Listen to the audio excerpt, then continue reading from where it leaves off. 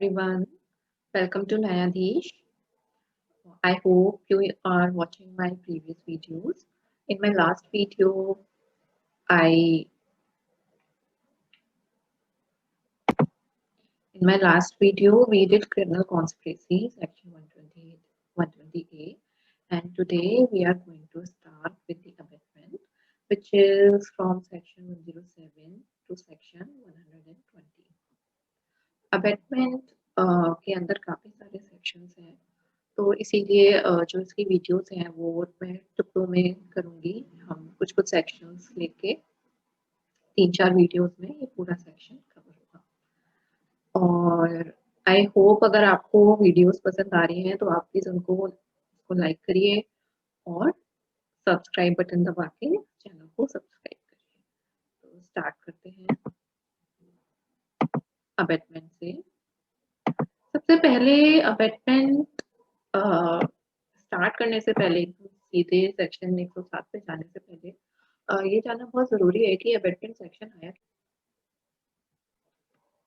Abetment की हिंदी होती है दुष्प्रेरण और इसका मतलब ये है किसी को किसी चीज़ के लिए करने के लिए उकसाना। ये तो नॉर्मल शब्दों में हो गया कि आप किसी को भड़काएँ कि चाहे झूठे तरीके से भड़काएँ, "अरे! ये बंदा तो ये बोल रहा था, तू ऐसा कर दे।" और गुस्से में आके वो कुछ गलत काम कर देता है उस बंदे के अगेंस्ट। तो ये अबेटमेंट है और अब अबेटमेंट के कई सारे रूप हैं। अबेटमेंट 3 तरीके से होता है लेकिन अबेटमेंट आया क्यों? तो अबेटमेंट आया इसलिए क्योंकि कई तरीके के क्राइम होते हैं, जैसे कि मान लीजिए मर्डर हो गया, तो मान लीजिए ए और बी है। ए ने बी को कहा था कि तू सी का मर्डर कर दे। तो अब बी तो सी का मर्डर करके आ गया लेकिन उस क्राइम सीन पे उस टाइम वहाँ पे ए प्रेज़ेंट नहीं था। तो जनरली अगर कोई इसको समझेगा तो ये समझेगा कि बी ने मार दिया और इसमें किसी और का हाथ नहीं है। तो ऑफेंस के पीछे ऑफेंस के एक ऑफेंस जो हुआ है उसमें कितने लोग शामिल थे, उसको जानने के लिए अबेटमेंट को एक ऑफेंस बनाया गया कि जो इंसान किसी को उकसा रहा है एक ऑफेंस करने के लिए, तो वो खुद भी तो लायबिल होना चाहिए उसके लिए, नहीं तो वो तो छूट जाएगा। और उसने ही तो बोला था बी को मर्डर करने के लिए, लेकिन अगर वो क्राइम सीन पे नहीं है, तो वो तो छूट गया।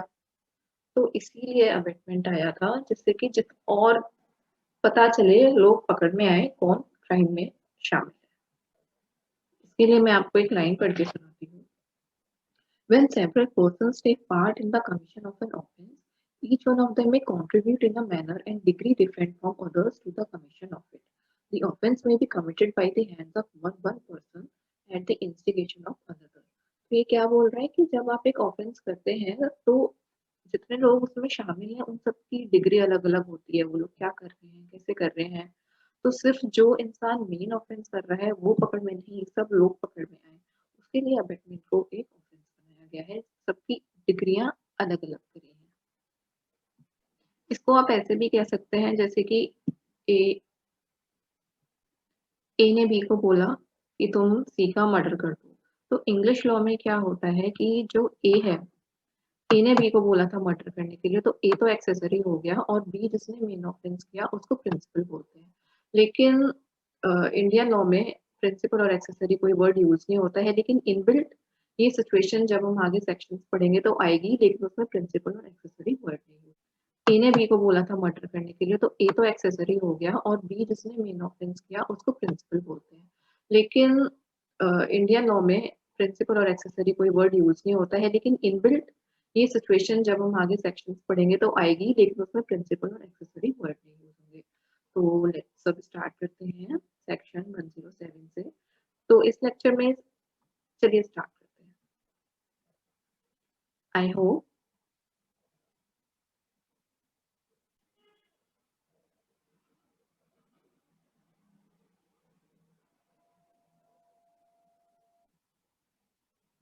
तो अबेटमेंट की हिंदी जानना भी बहुत ज़रूरी है। अबेटमेंट का मतलब होता है हिंदी में दुष्प्रेरण। और मैंने आपको उसके पीछे का बता दिया। अब सबसे पहले जानते हैं कि टेररिज्म एंड हमने इसके लिए क्या बोला था सेक्शन में आने से पहले। The more the preparatory acts are stopped, the greater the greater the chance of preventing the exception of the principal crime. इसका क्या मतलब हुआ? इसमें ये बोला जा रहा है कि जितने भी जो पीछे के एक्ट्स हैं, जो प्रिपरेटरी एक्ट्स हैं, जो प्रिपरेशन वाले एक्ट हैं, एक क्राइम को करने के लिए जो प्रिपरेशन लगती है, अबैटमेंट पे आप एक प्रिपरेशन ही तो कर रहे हैं, आपने ए को बोला है, आप ये करके आओ। तो ये अभी ऑफेंस तो नहीं हुआ ना, ये उसके पीछे की तैयारी है। तो जो प्रिपरेशन जो है ना एक्ट्स की, उनको स्टॉप करने के लिए अगर वो स्टॉप हो जाएगा तो वो ज़्यादा अच्छी होगी, उसको वो ग्रेटर चांस है कि क्राइम ना हो अगर वो अबेटमेंट पे ही स्टॉप हो जाए और उसको ऑफेंस बना दिया जाए, क्योंकि फिर आप वहीं पे आप कल्प्रिट को पकड़ सकते हो।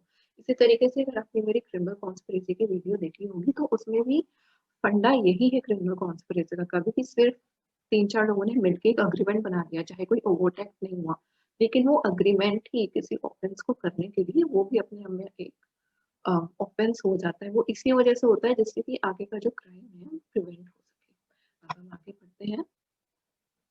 Abatement involves active complicity on the part of the abettor at a time prior to actual commission of the offence, and it is the essence of the crime of abatement that the abettor should substantially assist the principal culprit towards the commission of the offence. तो इस abetment का main essence क्या है? Culprit को वो assist कर रहा है, जो अबेट कर रहा है ऑफेंस वो उसको असिस्ट कर रहा है। और तो आप अगर देखोगे ना सेक्शन 107 में अबैटमेंट को कोई ऐसे डिफाइन नहीं किया हुआ है कि ऐसे व्हाट कि क्या है अबैटमेंट, लेकिन ये सिर्फ एक एक्ट ऑफ अबैटमेंट बता रहा है कि क्या है। जैसे कि अगर आप देखोगे जो सेक्शन 300 है मर्डर का, तो 300 पढ़ लेना मैंने 300 अपने आप में ऑफेंस नहीं है, ऑफेंस क्या है 302 में है, लेकिन जो सेक्शन 300 है वो बता रहा है कि मर्डर क्या। अब हम आगे बढ़ते हैं। तो ये कुछ केस लॉज हैं, मैंने 3 केस लॉज निकाले हैं, लेकिन उससे पहले ये इम्पोर्टेंट केस लॉ है। उससे पहले हम जान लेते हैं कि अबेटमेंट कैसे हो सकता है। तो a person abets the doing of a thing who, इसके 3 पार्ट है अबेटमेंट के। एक तो है इंस्टिगेशन के थ्रू, जो यहाँ पे है।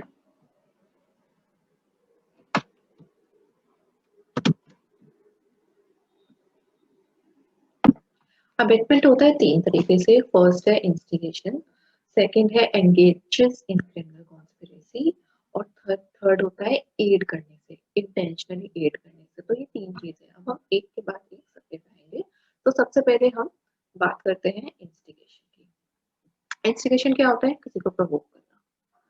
तो आप ये देखिए यहाँ पे,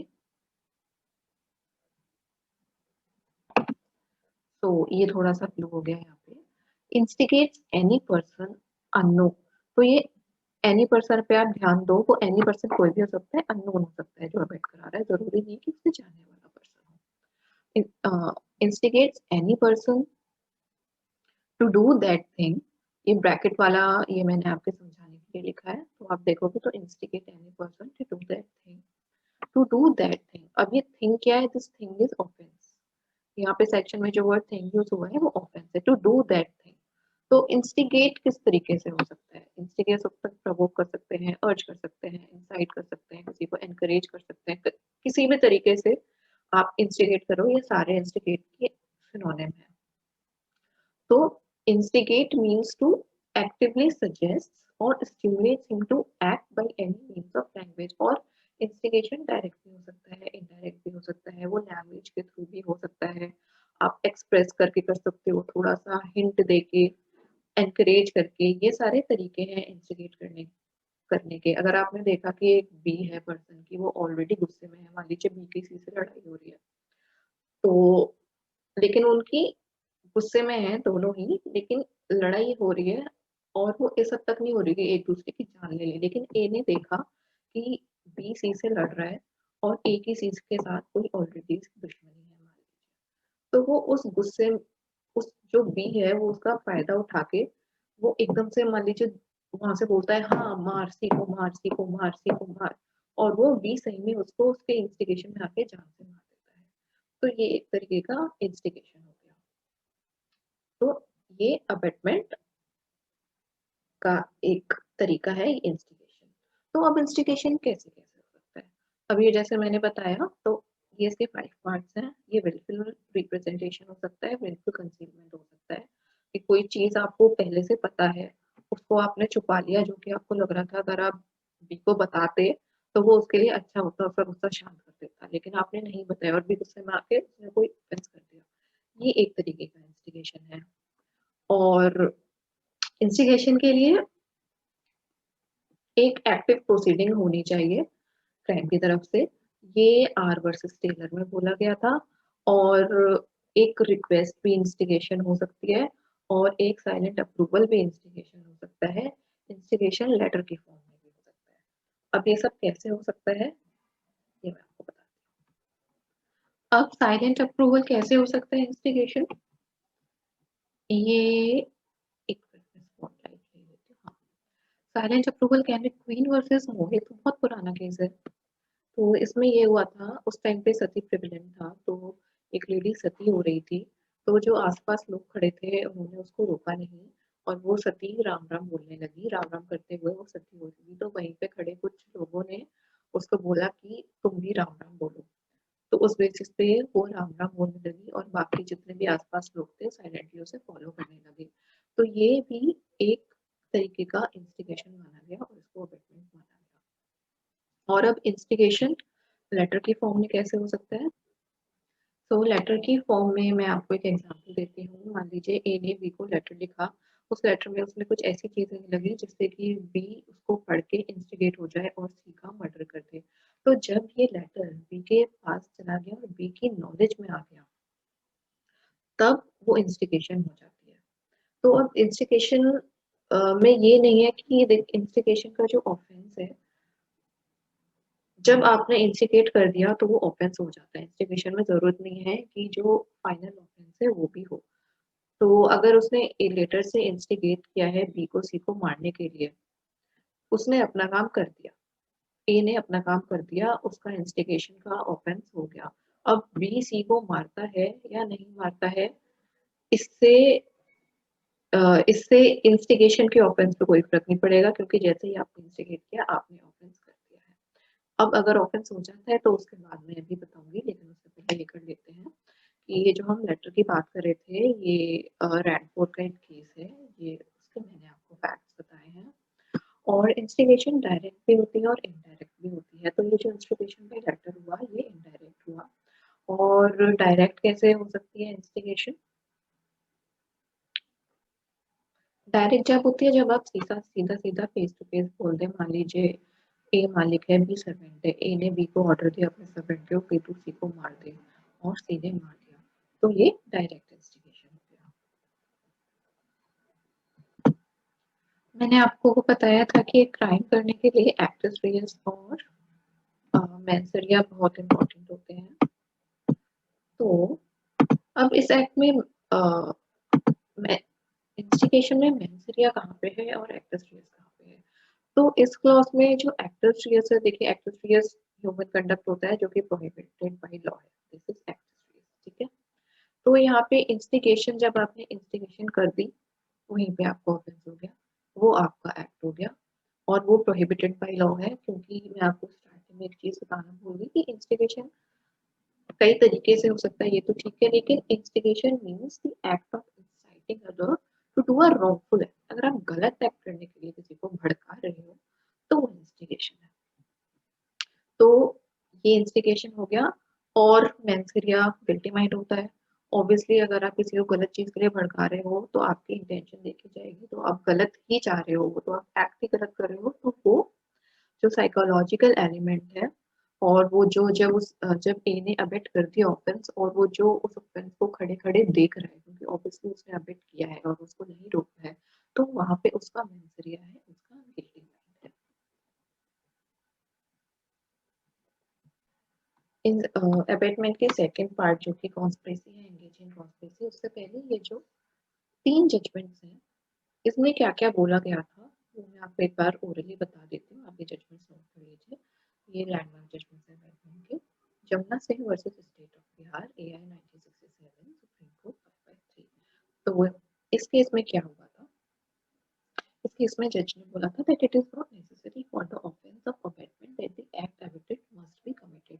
इसका मतलब क्या हुआ, अगर आपने ए को मैंने अभी आपको बताया जैसे आपने ए को बी को बोला है सी का मर्डर कर दे, तो आपने जब ए को बी को बोल दिया, इंस्टिगेट कर दिया मर्डर करने के लिए, आपको ऑफेंस हो गया। ये जरूरी नहीं है कि बी अब सी का मर्डर करे, ये जमुना सिंह में बोला गया था। और अब सेकंड केस है, देखिए बरेंद्र कुमार घोष। इसमें क्या आया था, बरेंद्र कुमार घोष है और एक और है, मैंने लिखा नहीं है, वो है Trilok Chand Jain. AIR 1977 supreme court 666। ये त्रिलोक चंद जैन का साइटेशन है। इसमें क्या हुआ था, इसमें जज ने बोला था कि जो अबेटमेंट है वो एक सेपरेट ऑफेंस है और एक डिस्ट्रिक्ट ऑफेंस है, डिस्टिंक्ट ऑफेंस है, provided the thing abetted is an offence.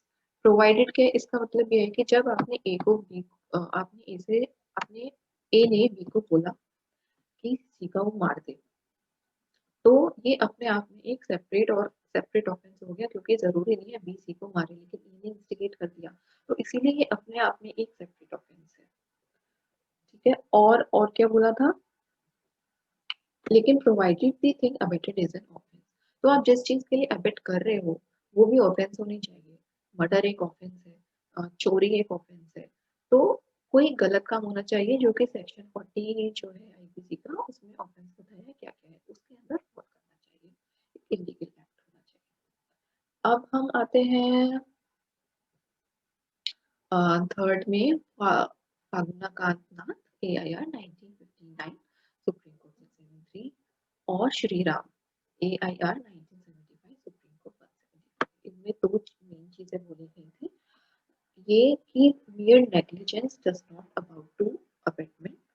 अगर नेग्लिजिबली आपने बोल दिया, अगर आपकी इंटेंशन नहीं है तो वो अबेटमेंट नहीं होगी।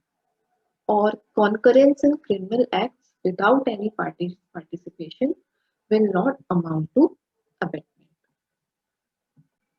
कॉन्करेंस का मतलब होता है अग्रीमेंट। तो अगर आपने कुछ क्रिमिनल एक्ट करने का दो तीन लोगों ने मिलके कोई अग्रीमेंट किया है, लेकिन उसमें आपका पार्टिसिपेशन ही नहीं है, कोई और ही कर रहा है, तो फिर वो अबेटमेंट है। सिंपल सी बात है। तो ये तीन केसेस हैं। अब हम आते हैं अबेटमेंट 107 के बी पे। तो अभी हम इंस्टिगेशन कर रहे थे कि जैसे ही आपने किसी को इंस्टिगेट किया आपको ऑफेंस हो गया। इसमें जरूरी नहीं है जो आप ऑफेंस करवाना चाह रहे हो वो भी बी कमिट करे। ठीक है, अब बी जो है वो है, देखिए मैंने इसका पूरा नहीं लिखा है, तो मैं स्टार्टिंग से आपको पढ़ के बताती हूँ। Abetment of a thing, a person abets the doing of a thing who first instigation था। Now second is this, who engages with one or more other persons in any conspiracy for doing of that thing। तो आप ये देखिए, एक ऐसा person engage कर रहा है एक या एक से ज्यादा लोगों, वन और मोर अदर पर्सन, ये पर्सन्स इन एनी कॉन्स्पिरेसी, किसी कॉन्स्पिरेसी में उस चीज को करने के लिए, और यहाँ पे ये जो थिंग है इसका मतलब है ऑफेंस को करने के लिए। वन और मोर अदर पर्सन, अब देखिए आपको पता है कॉन्स्पिरेसी में एक एक से ज्यादा लोग होने चाहिए, दो लोग होने चाहिए, एक कोई कॉन्स्पिरेसी नहीं कर सकता, तो वन और मोर। तो जब वो अबेट करेगा किसी एक बंदे के साथ, तो जो अबेट कर रहा है वो दूसरा हो गया, तो कॉन्स्पिरेसी बन गई। अब सेकंड पे आते हैं, इफ एन एक्ट और illegal omission takes place in pursuance of the conspiracy and in order to do doing of that thing। तो ये जो हमने वन पे कॉन्स्पिरेसी में एंगेज कर रहा है, उसके बाद उस कॉन्स्पिरेसी से कोई एक्ट या फिर इलीगल ओमिशन, या फिर कुछ होना या फिर कुछ ना होना, कुछ ना होना इलीगल होना चाहिए, हो रहा है। तो जो इफ एन एक्ट कुछ हो, इसको इसका मतलब है ये रेफर कर रहा है ओवर्ट एक्ट को, मतलब कोई ऐसा एक्ट होना चाहिए जो दिखे, या फिर कोई ऐसा ओमिशन होना चाहिए जो नहीं दिख रहा है, यानी कि ओवर्ट एक्ट जो कि इलीगल है, वो it is taking place in pursuance of the conspiracy in order to doing of that thing, that is the offense। यानी कि आप एक या एक से ज्यादा पर्सन के साथ आप एक कॉन्स्पिरेसी करते हो, और उस कॉन्स्पिरेसी आपने जो बनाई है उसमें आप कुछ कुछ एक्ट करते हो या फिर कोई इलीगल ओमिशन करते हो, उस जो कॉन्स्पिरेसी में जो ऑफेंस होना है उसके आगे, तो आप अबेटमेंट कर रहे हो थ्रू कॉन्स्पिरेसी। इसके अभी जब मैं आपको एग्जांपल्स दूंगी तो ये ज्यादा क्लियर होगा। एक बार इसका एक्टस रियस और मेंस रिया देख लेते हैं क्या क्या हुआ, क्या है। जैसे इंस्टिगेशन में इंस्टिगेशन इसमें एक्टस रियस होगा engaging in any conspiracy for commission of an offence, क्योंकि कॉन्स्पिरेसी में एंगेज करना ही किसी गलत काम के लिए it is an offence in itself and it is prohibited by law. तो ये इसका एक्ट है। और मेंसरिया ऑब्वियसली जो आपका माइंड एंगेज कर रहा है कॉन्स्पिरेसी में for the commission of the offence is mens rea. और अब इसको समझाने के लिए केस है कि इनका ओवरटेक्स से क्या हुआ। वो है पंडाला वेंकट स्वामी का केस है। तो इसमें क्या हुआ था कि कुछ लोग थे, वो लोग प्रिपरेशन कर रहे थे एक ऑफेंस करने की। तो अब वो ऑफेंस करने से पहले मान लीजिए वो ऑफेंस है स्कूल बनाना गलत तरीके से। तो अब उसके लिए वो लोग एक फॉर्ज्ड डॉक्यूमेंट बना रहे थे उससे पहले। तो अब उसमें उन्होंने क्या किया, वो एक फॉल्स डॉक्यूमेंट बना रहे थे और उसमें उनको गलत एक स्टैम्प लगवाना था और उसमें गलत चीजें डाल रही थी। तो एक स्कूल खरीदने से पहले जो एक डॉक्यूमेंट बनाना है वो ये एक्ट कर रहे थे। तो ये एक ओवर्ट एक्ट हो गया। अब ये एक्ट हो गया है, तो ये आप बोल सकते, तो ये अबेटमेंट ऑफ फॉर्जरी हो गया, क्योंकि ये एक ऑफेंस करने के लिए ये वाले ये कार्य हो रहे हैं यहाँ पे। तो इसीलिए ये कोई एक्ट हो रहा है in pursuance of the agreement. तो this is abetment to forgery. ठीक है। और अब हम आगे चलते हैं थर्ड तरीके के अबेटमेंट पे, which is intentionally aids. Intentionally aids का क्या मतलब हुआ? So intentionally aids, any person intentionally aids by any act or illegal omission the doing of that thing. तो यहाँ पे doing of that thing is again the offense. Intentionally aids by any act or illegal omission. इसमें जो main चीज है वो intentionally add है, मतलब कि जानबूझ के। और यही इंटेंशनली एड ही जिस्ट ऑफ द सेक्शन है। इसका एग्जांपल देने से पहले इसका एक्ट सीरीज देखते हैं क्या है। इसका एक्ट सीरीज है एक्ट ऑफ इलीगल ओमिशन का। कुछ भी करो, आप एक्ट कर रहे हो या फिर आप कोई एक्ट नहीं कर रहे हो, लेकिन आप उस एक्ट से जो एडिंग कर रहे हो इंटेंशनली, वो इस एडिंग किसी की हेल्प करना नहीं, ऑफेंस में हेल्प करना, adding for commission of the offence, ये इसका एक्ट्रेस है। और mens rea is point of offence with intention, जो से गलत इंटेंशन है। अब कैसे एड कर सकते हैं, अब मैं इसका आपको एक एग्जांपल देती हूँ। ए बी और सी बहुत अच्छे दोस्त हैं और ए और बी की बहुत लड़ाई हो गई है। तो इतनी ज्यादा लड़ाई होगी कि ए बी को मारना चाहता है जान से। तो वो इसमें सी की हेल्प लेता है। सी की हेल्प कैसे लेता है, वो सी के घर जाता है ए और सी को बोलता है कि तू बी को अपने घर बुला, कोई भी बहाना देके। तो सी बी को घर बुला लेता है और उसके बाद ए का मर्डर कर देता है। अब इसमें इंटेंशन कहाँ पे है? तो जो ए है, मर्डर ए ने किया है तो उसने तो मेन ऑफेंस किया है। उसने सी ने बी को घर पे बुलाया था, तो ये एडिंग हुई। अब अगर यहाँ पे सी को पता होता, अगर सी की इंटेंशन होती कि हाँ ए बी को मार दे, उसने इंटेंशनली बुलाया होता, तो यहाँ पे सी ने अबेटमेंट कर दिया थ्रू इंटेंशनल एड। लेकिन अगर सी को नहीं पता है कि उसने बी को बुलाया है, ए उसको मारने वाला है, तो इसमें सी की कोई लायबिलिटी नहीं बनेगी और सी को पनिशमेंट नहीं मिलेगा। अगर सी ने इंटेंशनली बुलाया है तो सी को भी मर्डर की ही सजा लगेगी जो ए को लग रही है। क्योंकि जो ऑफेंस अबेट करता है ये माना जाता है कि उसने वो ही ऑफेंस किया है जो ऑफेंस उसने करवाया है। ये इसका प्रिंसिपल है। ठीक है।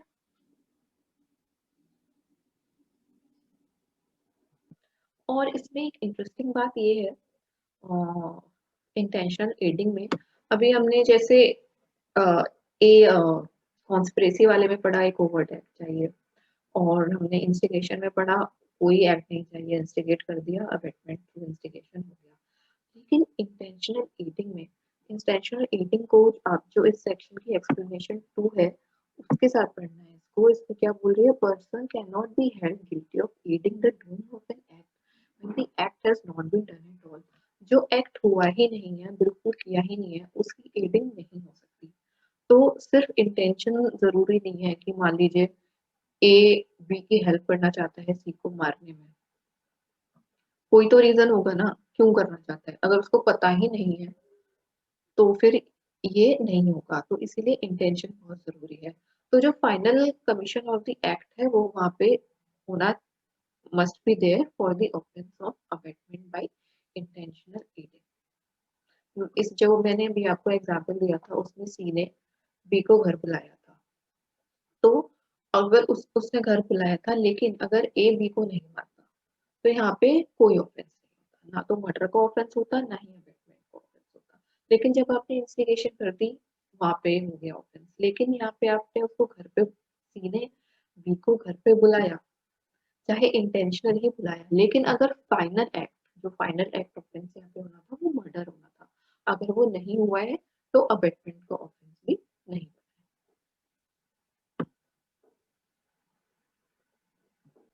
आपकी जो सेक्शन है इसमें अगर आप देखें तो स्टार्टिंग में दिखाती हूँ, बाई एनी एक्ट और इलीगल ओमिशन, तो एक्ट तो हमने बता दिया, अभी इलीगल ओमिशन क्या हो सकता है। इलीगल ओमिशन के लिए मैं आपको एक केस है क्वीन वर्सेस कार्जन, तो ये एड बाय इलीगल ओमिशन पे था। इसमें क्या था, एक पुलिस वाला था, तो उसको ये पता था, उसके पास कुछ एक्यूज थे एक्सटॉर्शन के केस के लिए, ठीक है। तो अब उसमें इसमें क्या हुआ कि वो हेड कांस्टेबल था और उसको ये पता था कि कुछ लोग आएंगे, कुछ लोग टॉर्चर करेंगे कुछ लोगों को फॉर द पर्पस, जिन लोगों ने एक्सटॉर्शन किया। मान लीजिए ए हेड कांस्टेबल है, उसने 3-4 लोगों को पकड़ा है एक्सटॉर्शन के केस में, और एक तरफ दूसरी पार्टी भी है। तो दूसरी पार्टी, ये तो पुलिस का काम है ना कि एक्सटॉर्शन वालों से सवाल जवाब करे, लेकिन वो दूसरी पार्टी के फेवर में है पुलिस वाला, और उसने उन लोगों उन लोगों के हवाले छोड़ दिया कि आप लोग इसका देख लो, उसने अपनी ड्यूटी नहीं करी, जो कि उसकी ड्यूटी थी खुद पूछना। और ये एक गवर्नमेंट एक्ट है और कोई थर्ड पार्टी से प्राइवेटली क्वेश्चन आंसर नहीं कर सकती है से। तो यहाँ पे उसने ये एक इलीगल ओमिशन किया, तो इसको अबेटमेंट ही माना जाएगा, क्योंकि वो लोग कुछ भी कर सकते हैं, वो लोग जो कन्फेशन से गलत साइन करवा सकते हैं, कुछ भी कर सकते हैं, तो this is a illegal omission for the purpose of this section. और अब एड बाय एक्ट, तो ये तो लीगल ओमिशन हो गया। Aid by act, aid by act के तो काफी बताए थे, लेकिन इसमें एक और सेक्शन केस है एम्परर वर्सेस रामलाल। तो ये वही सती वाला केस है कि वो लोग साथ में थे,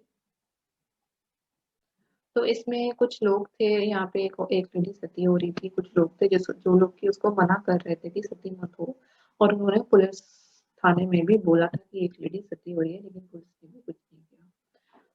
तो वो यहाँ पे जब पुलिस ने कुछ नहीं किया तो वो लोग वापस आ गए, और उन लोगों ने उस लेडी को रोका नहीं सती होने से, और उसके साथ साथ चलते रहे, तो ये एडिंग बोला गया। और ये अबेटमेंट बाय एड है, और इस पे जो पुलिस ऑफिसर ने अपनी ड्यूटी नहीं करी तो वो इलीगल ऑमिशन है, तो वो ही चीज अबेटमेंट बाय इलीगल ऑमिशन भी आ जाएगी। तो इस केस में ये दोनों चीजें कवर हो रही है। और तीसरा है बाय अफोर्डिंग फैसिलिटी, इसका क्या मतलब है। तो इस केस में एक शादी हो रही थी, एक इलीगल मैरिज हो रही थी, लेकिन इस केस में ये बोला गया, एम्पर वर्सेस उन्नी की बात हो रही है, कि इलीगल शादी करवाने के लिए जिसने अपना घर दिया और जो लोग इसमें लोग आए थे वो अबेटमेंट बाय एडिंग के ऑफेंस के अंदर नहीं है, लेकिन जो प्रीस्ट है जो शादी करवा रहा था वो एक्चुअली ये जो इलीगल मैरिज है उसको एड कर रहा था, और वो प्रीस्ट लायबल हुआ। तो ये हो गया भाई अफोर्डिंग फैसिलिटी। अब हम ये सेक्शन सम अप करते हैं, तो 3 तरीके की अबेटमेंट है सेक्शन में 107 में। One is through instigation, one is conspiracy, one is through intention led. Instigation में कोई ओवरटैक नहीं चाहिए होता है, आप किसी को इंस्टिगेट कर दीजिए वो ऑफेंस हो जाता है, और abetted act is simple submission. Conspiracy में जब 2 लोग मिलके कोई कॉन्स्पायर कर रहे हैं तो वहाँ पे कोई ओवर्ट एक्ट या फिर इलीगल ओमिशन होना चाहिए। इलीगल ओमिशन का मैंने जो आपको एग्जांपल्स दिए हैं, अगर आप उसमें 2-3 लोगों को जोड़ दो, एक कॉन्स्पिरेसी कर लो और उस कॉन्स्पिरेसी में से कोई एक उस एक्ट के लिए कुछ कर रहा है, तो वो उसका अबेटमेंट हो जाएगा। और अगर कुछ नहीं कर रहा है, जैसे पुलिस है, पुलिस अपना काम नहीं कर रही है 3-4 पुलिस वालों के साथ मिलके, तो वो इलीगल ओमिशन हो जाएगा। इमे- अ, और ये इमेटीरियल है इसमें that whether person abetted commits any offence और नॉट। तो ऑफेंस हुआ है या नहीं हुआ कॉन्स्पिरेसी में ये जरूरी नहीं है, लेकिन उस ऑफेंस को करने से पहले कोई उसके परसुएंस में कोई ओवर्ट एक्ट होना जरूरी है। और तीसरा है intentional adding, abetted act itself must be abetted. तो जिस कार्य के लिए, जो फाइनल ऑफेंस के लिए आप जो अबेट कर रहे हो, वो फाइनल ऑफेंस होना चाहिए, पूरा काम होना चाहिए इसमें, तो वो इंटेंशनल ईटिंग होती है। अब इसमें एक और चीज आती है, क्या अटेम्प्ट टू अबेटमेंट हो सकता है? तो इसका आंसर है यस, बिल्कुल हो सकता है। और अब वो कैसे हो सकता है? तो वो इसीलिए हो सकता है क्योंकि अबेटमेंट अपने आप में एक सब्सटेंटिव ऑफेंस है सेक्शन 40 ऑफ आईपीसी के अंदर।